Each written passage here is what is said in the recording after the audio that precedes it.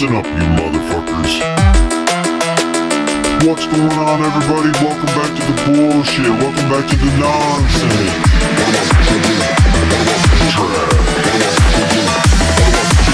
Because you are dealing with the best trucker out here. Let me tell you something. Story time. Yo. Trucker trash. What's going on, everybody? What's happening? Welcome back to some less bullshit, some less nonsense. We're gonna try that for a change, right? We're gonna switch some shit up. But we had to make some changes again like we always do. I'll go into that here in a minute. But I'm just, earlier here I was sitting at the farm, right?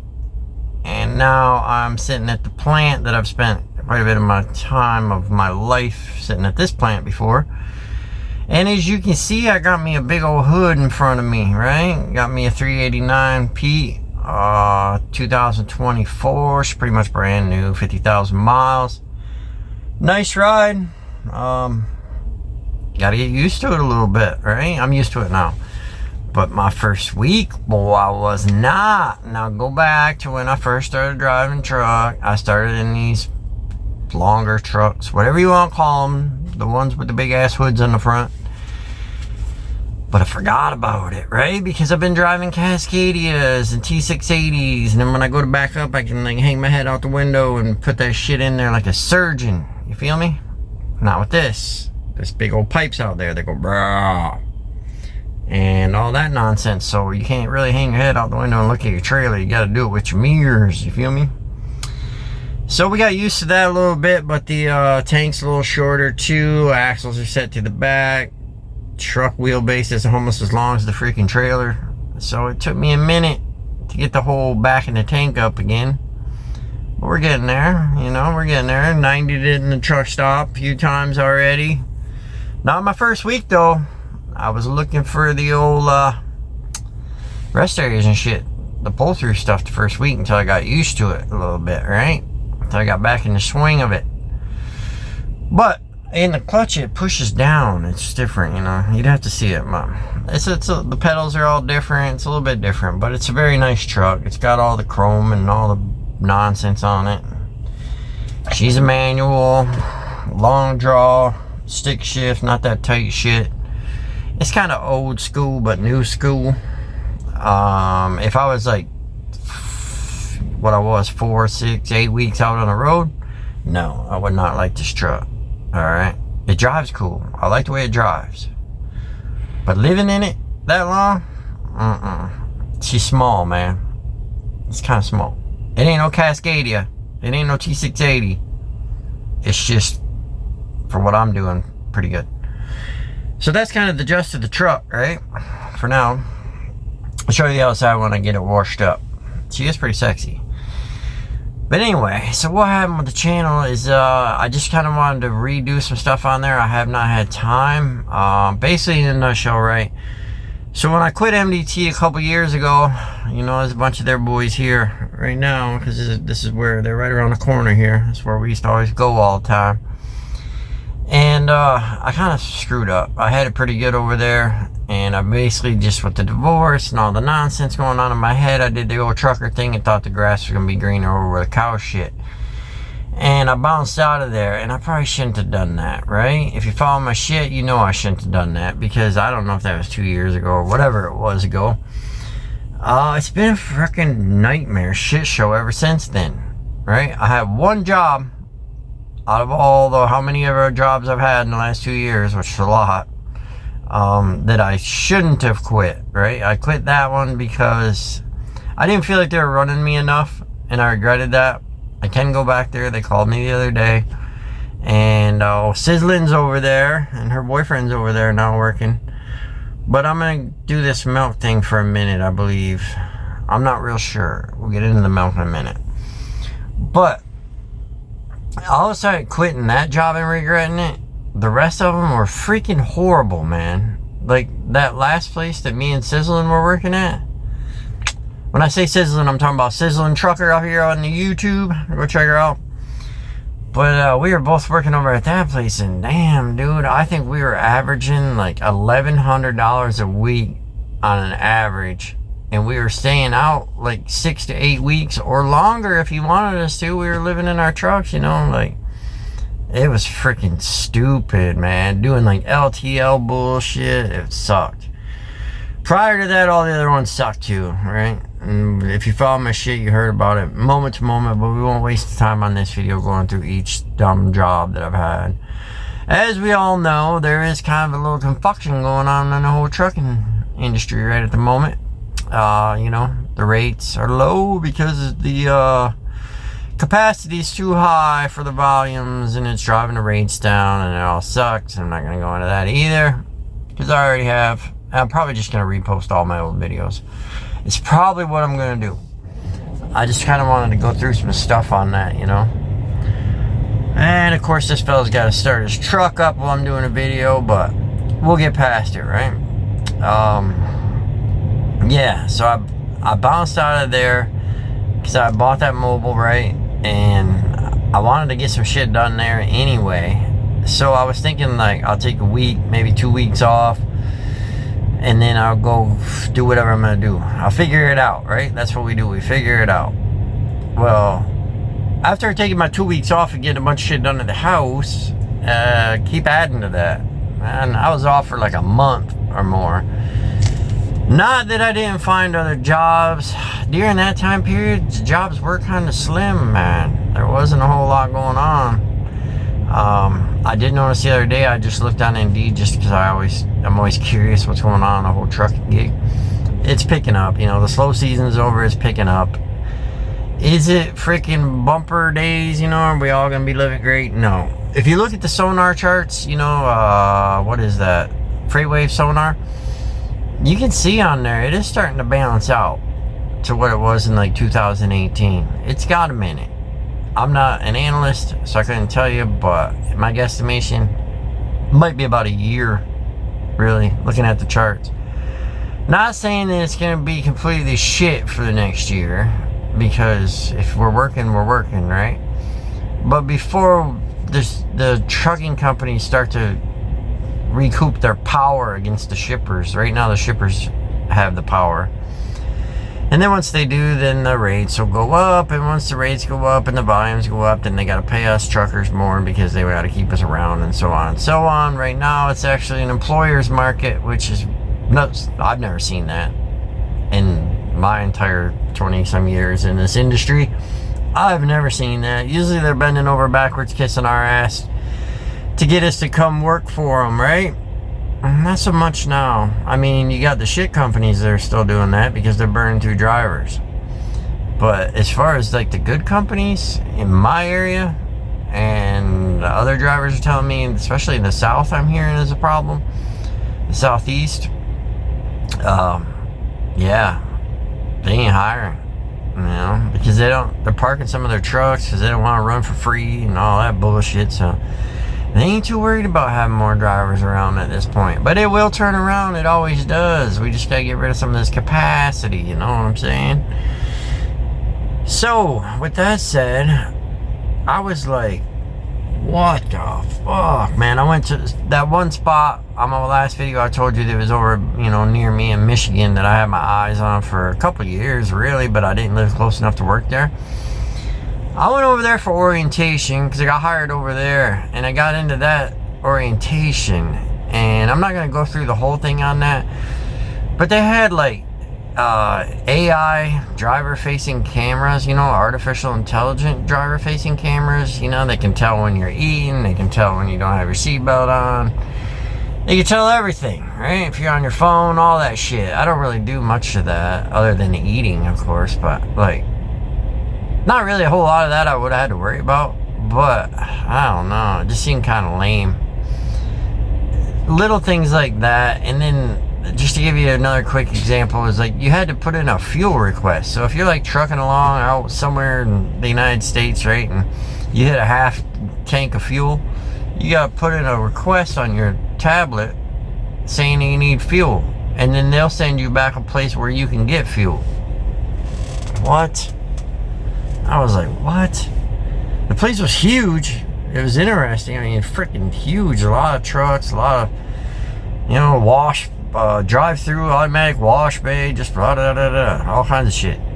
The truck they gave me was actually a 500,000 mile truck. I will tell you, it was in amazing shape. They kept up on it. Whoever detailed it, wow.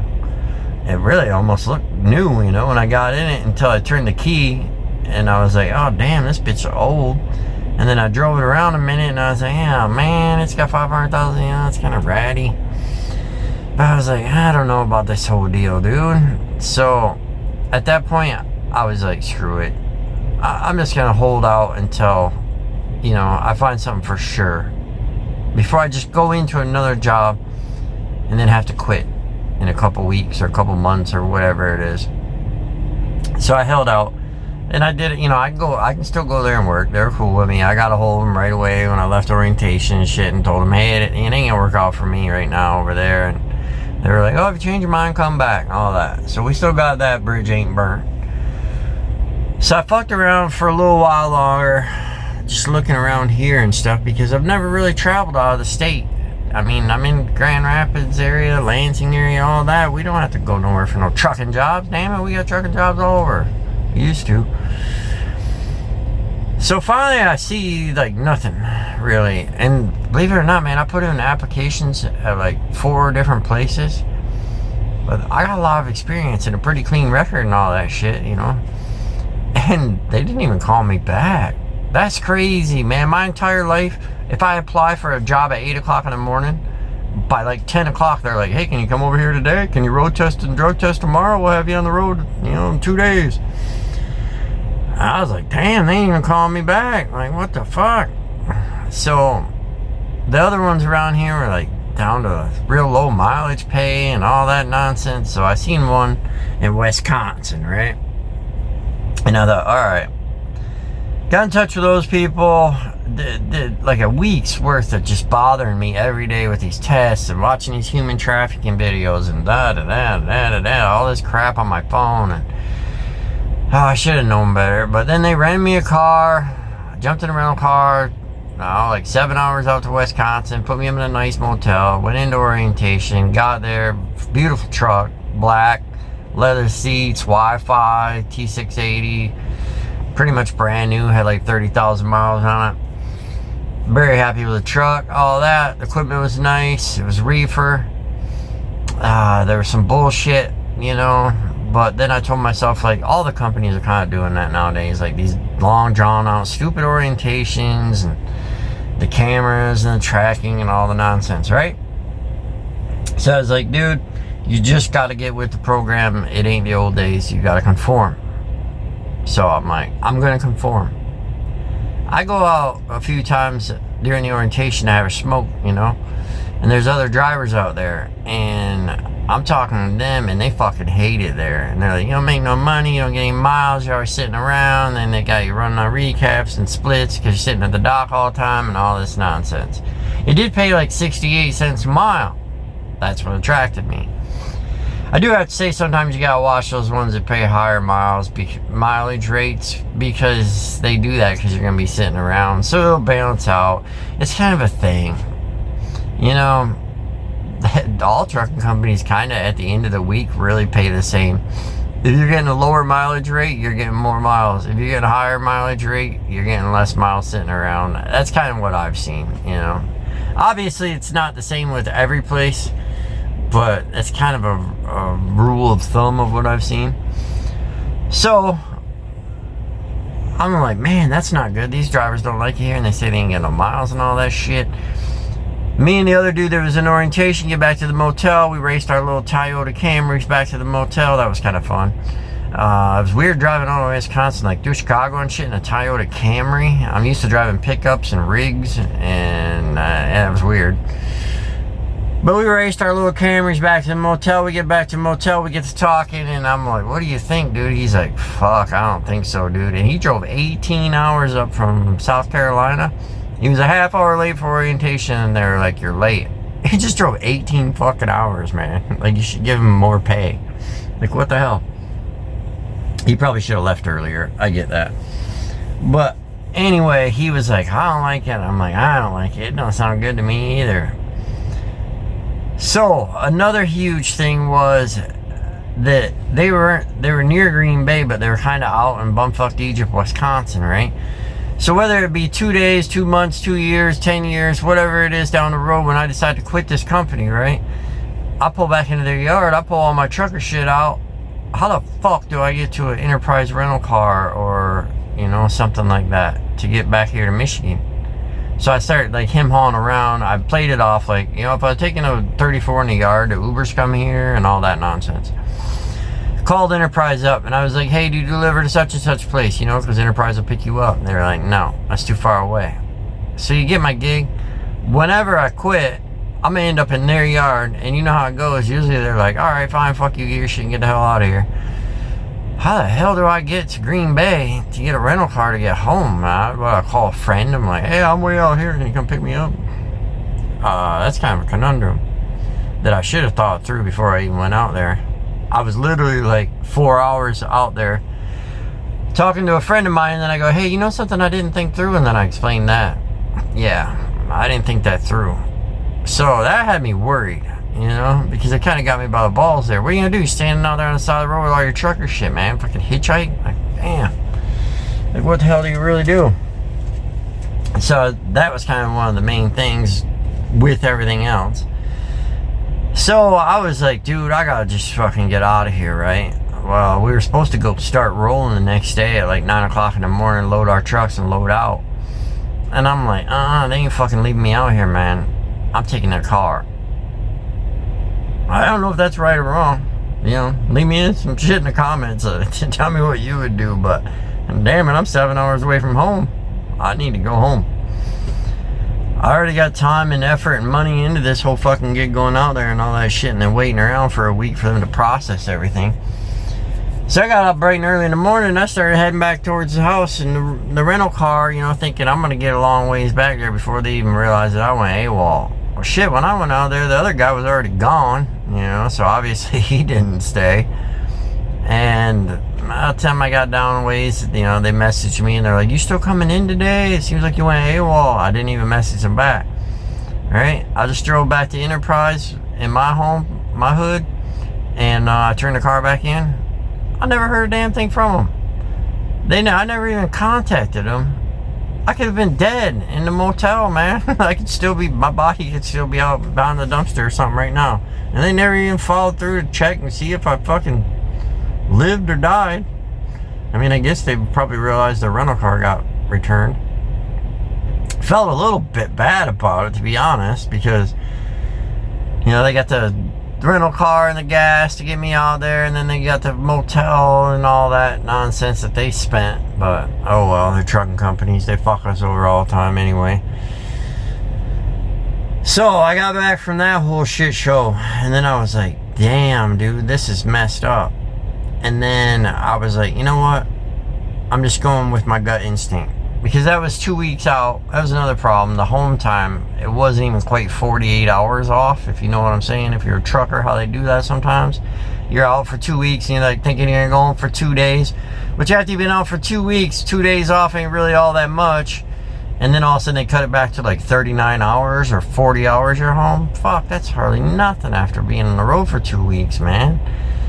So I sat home and I kind of reevaluated my craziness. And if you haven't seen my craziness, go back and watch some of my videos when I put them back up. But I was like, what do I really want to do here? Like, now I got all this money into being off work and shit. Like, I got to do something for real here and just stop fucking being off work. Because you know how it is, truckers, man. You take some time off work for a job transition, man, there's thousands of dollars gone right there. Ain't I just moved and shit, man? Ton of money gone. I mean, I'm talking fucking 5 figures. Legit 5 figures. Because I had to buy shit, you know, and I had to pay shit, and then I had to take time off, and it sucks, man. All that fucking money that I banked up living out on the road for a year or whatever I did there, pretty much gone, man. I'm pretty much back to square one, other than I actually own a mobile home now and shit. Fuck. So I was like, damn it, I gotta reevaluate, like, long term. what the plan is here and grow up, you know, and stop partying and stop being a dink. And the party's over, man. I'm almost 50. I need to like reevaluate shit here, right? So I sat around the house, got drunk, and I actually did a couple times, but I reevaluated what I wanted to do, and then I realized, you know what, I want to be home more often. So I started looking at the local jobs. I almost went to work for Central Transport. If you know who Central Transport is, the yellow trucks, you know, work here a lot of hours. Not a good job. Not a good company, but not a horrible job and not a horrible company either as far as just making a living goes. It pays well. You work a lot of hours. Management's fucked up from my research on the whole deal. But I was like, all right, maybe I'll go to Central Transport. And then I was going to go to Aldi's, start delivering, you know, for the grocery store and all that nonsense. And then I just sitting there thinking about that. I was like, man, I don't want to be a day cab driver. Like, I still want to do OTR. I just want to come home every 6 days like I used to. Because I've never been a stay out for months type dude. I'm always like home every weekend, really, for most of my life. And I sat there and thought about it. And then I realized, like, fuck it, man. I'm going back to Melt. So I got a hold of this place here. And they seem pretty happy to see me because I got experience and all that nonsense in Melt. It's kind of another thing we'll talk about in a minute. It is a little different than freighting, you know. So I got a hold of them and I was like, you know what? I'm doing this. So here's how this whole gig works, alright? I'm out 6 days. That's my agreement, is to stay out 6 days. Now, like, let's just take last week for instance. Last week, I spent 2 nights in the truck, where I slept in the truck. One night I wouldn't have had to. The plant broke down, so I ended up being there a little bit longer. So that kind of messed up my hours, so I had to stay in the truck that night. The rest of the nights, you know, the other 4 nights, I went home. I never showered in a truck stop at all last week or the week before. I think the week before that I stayed in the truck 3 nights that week and 3 nights at home. This week so far, how far am I into this? I'm like 3 days into it right now, I think. Yeah, and I'll have to stay in the truck again tonight. It looks like this week I'm probably going to be in the truck 4 nights this week. And I did have to shower at the truck stop this morning. But compared to living on the road, right? So I got to go, not only did I get to go home that many times over the last couple weeks and all that, I mean, I went home and laid topsoil. I, you know, worked on my deck. Went for a ride on my motorcycle for a while. You know what I'm saying? I actually got out of work and was able to live a little bit, not just sit in a truck stop and stare at everyone and burn up my time waiting for a load. But it's milk, you know? Like right now, this is a screwed up one. Nobody likes this place. You know, we all go to places all over the place. There's all kinds of different companies in here, right? This place sucks. It always sucks. You always wait. You very rarely ever come in and get in and out of this place. So this is kind of screwing this week up a little bit. But with the good comes the bad, you know, I can't just expect them to do long runs for me all the time and I get all the gravy ones because, you know, I like run down to North Carolina, unload for a couple hours. You don't reload. It ain't no backhaul shit. Other than this one. But generally, you just run back empty, right? And then I would run back. It'd be 700 miles down. Oh, I'd run a little ways back because you got agricultural exempt, right? So you can just run the 700 down, no problem, right? Unload because your logbook will pause.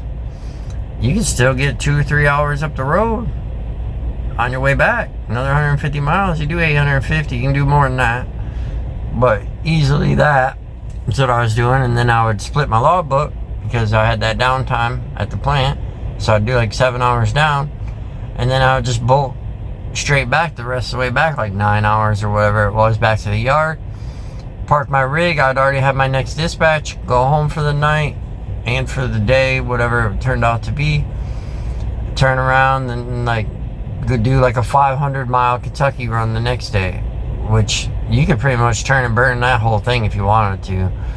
I don't. You know, I usually run about 700-800 miles, and then I take a split, like an 8 or a 7 down, right? In this case today, this is what people wouldn't like about milk. I'm in my ag circle all day. If you don't know what an ag circle is, it's a 150-mile radius from the farm, not the plant. Now in this case, it's both, right? So when I left North Carolina, I rolled as far as I wanted to go, all right? And then I crashed out on a 7-hour split. So then when I woke up this morning, I was already in my circle for that farm. I was 150 miles, I wasn't even that far away from it, but I was in that radius of that farm. So I just went on PC, right? Because that's how you do agricultural exempt. Went to the farm, I live loaded, took 45 minutes, took off. The farm just so happens to be within 150 miles of this plant, because you can ag into the farm and you can ag out of the farm, right? So it just so happened to be 150 miles from this plant. Now if it wasn't, let's say it was 400 miles away, I would have had to go 150, go off ag, go on my regular logbook, and then finish the trip out, right? But in this situation, this is where you get tired milk guys, you know? Some days are good, some days are, this one's gonna be a long one, I can tell that already. And I'm staged, I'm not even dooring up yet. Which I don't know why they staged me. They're letting everybody else in, they must just not want my milk right now. So anyway, I was able to just stay in my ag and run all the way up here. Well now, I'm still on PC, right? Because I'm in my ag. Now, if I was gonna go back to the yard and reload, I would have to take off out of here on my regular logbook. But it's still clean because I was on ag. I never started my clock, right? In this particular case, I don't even gotta do that because I'm reloading here, which actually sucks. So I'm gonna be able to ag out of here 150 miles, right? You see what I'm saying? I'm staying in my circle. If you stay in your ag circle, as far as the laws I've seen, you could just go 24 hours a fucking day, dude. It's a weird law, go research it. But, you know, MDT had a rule like 16 hours. I don't think these guys got one. But, because I've been running, and nobody said a word to me about it. They just keep giving me harder loads, actually. It doesn't pay, milk doesn't pay the higher mileage pay like OTR freight pays, but you still make it out in a wash. A lot of people wouldn't like it. Because, to be honest, in a roundabout way, if you're making 65, 70 cents a mile or whatever, you're doing less work for the same money, right? But making the lower mileage pay, you're actually doing more work, like sitting around here waiting and shit like this, and driving off your logbook and driving more hours and staying awake more hours and all that nonsense, right? So I can see where a lot of people just wouldn't like it. It wouldn't be for them. But it weighs out to me because, yeah, I gotta work a little bit harder, but I would rather work harder than like sit around out on the road in truck stops waiting for a dispatch and shit, because then I can just put in like a hard day and then go home for a while and then put in an easy day and go home. You get what I'm saying? It's just a matter of whether or not it works for you, really, is what it boils down to.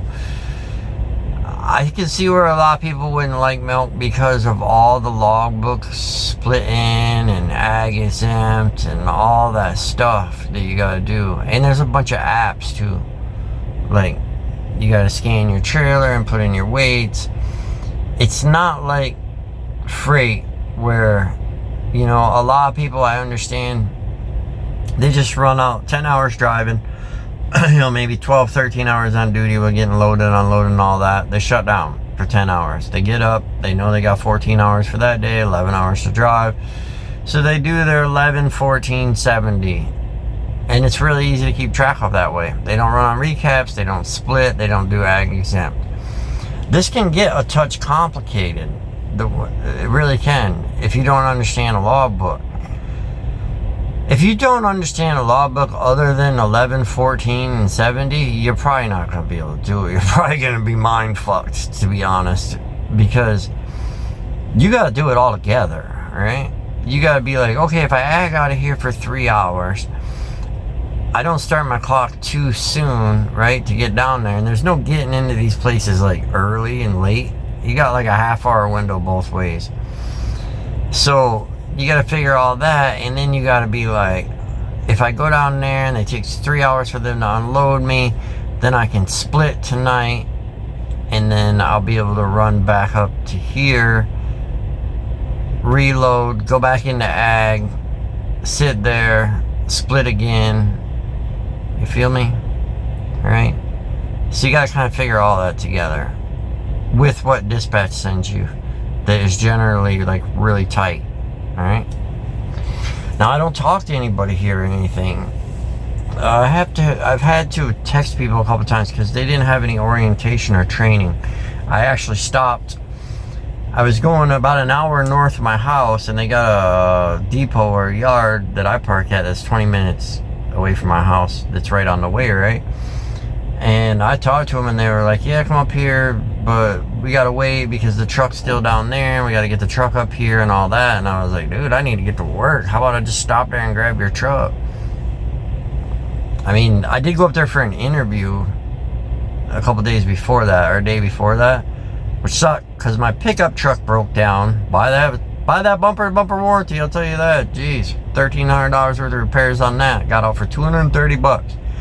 But my pickup truck was broke down, so I had to ride my damn Harley up there, man. And it's Michigan. It was still cold, man. I was like Dumb and Dumber on that thing when I wheeled in, like snot hanging out of me and everything else. Fucking cold. And they were looking at me like I was nuts. Like, dude, you rode your Harley here? My fucking pickup broke down. But I went there for the interview real quick for like half hour or whatever. Then I was sitting there, and like I said, they wanted to hold off. And I was like, dude, I'll stop and get the truck. So I just stopped and grabbed the truck. And then went up there with it, and then brought it back down with the load and everything. That was it. I mean, they basically said, here's this app, that's app, blah, blah, blah, blah. And I'm glad that I'm kind of tech savvy, because at first I was like, what the fuck? I don't understand any of this. I'm still figuring out one today because it's the first time I ever used it. And these plants are weird. All right, like, if you're a freighter, right, like I am, I consider myself a freighter, you find the place, you walk up to the door with your paperwork, and you go, hey, here, I got something for you. Where do you want me to go? What do you want me to do? You know, and they tell you what to do. Not so much, man. Like, I go to the farm this morning, I knew I had to go on the scale. I knew a little bit because I've done milk before, that I'm thankful. And I've been to this place. This is probably one of the most confusing ones. But there's all these different procedures everywhere, man, and no one really tells you anything. Like, to give you an example, this place here, you pull up to the gate, the guard, he knows nothing about what's going on. He's just opening and closing the gate for you. That's it. Until you go to the scale house, right? If you was to just pull down here and go to that scale house, you got, like, when I first got here, there had been 30 trucks in line in the circle. You're gonna have a bunch of dudes pissed at you.